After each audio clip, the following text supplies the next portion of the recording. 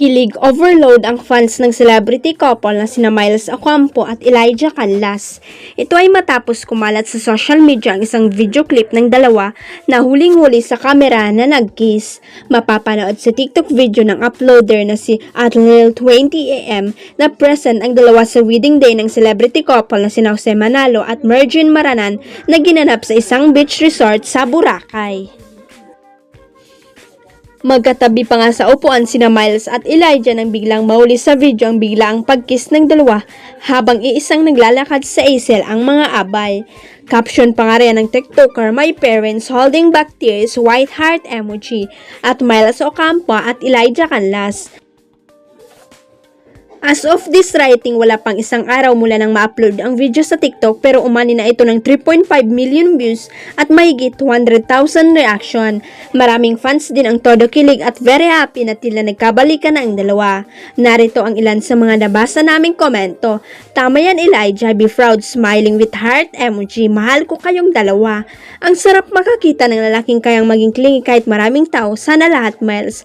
Nakakatuwa naman kinis ni Elijah si Miles, ilang beses ko ulit panoorin, heart smiling face with heart emoji.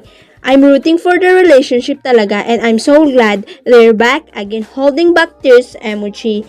Nauna pa sila mag-kiss sa bride, laughing emoji, cutie, smiling face with heart emoji. Legit ba ito? Crying emoji, nakakatuwa naman. Crying emoji. Kung matatandaan noong Hunyo na nagkaroon naman ng hint ang actress patungkol sa relationship status nila ng aktor. In fairness, pak na pak ang love team ng pinakabagong crush ng bayan na si Andres Mulak at ng Viva Artist Agency o VAA star na si Ashtin Olvega. Magkasama ngayon ang dalawang VAA talent sa much anticipated Wattpad series ng Mutya ng Section E na ipalalabas sa streaming platform na Vice One simula sa January 2025. Ito isa sa mga bonggang pasabog ng Viva Entertainment pagpasok ng bagong taon para sa mga fans and supporters ni na Andres at Ashtin na talaga ngayon pa lang ay inaabangan na ng mga manonood.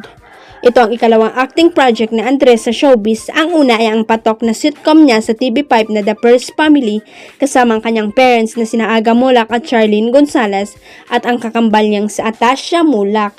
Sa full trailer pa lang ng Mutya ng Section E na ipinalabas sa medya ko ng show last December 19 ay nagpakilig na agad sina Andres at Ashtin, talagang tilian at palakpakan ang mga fans na naroon.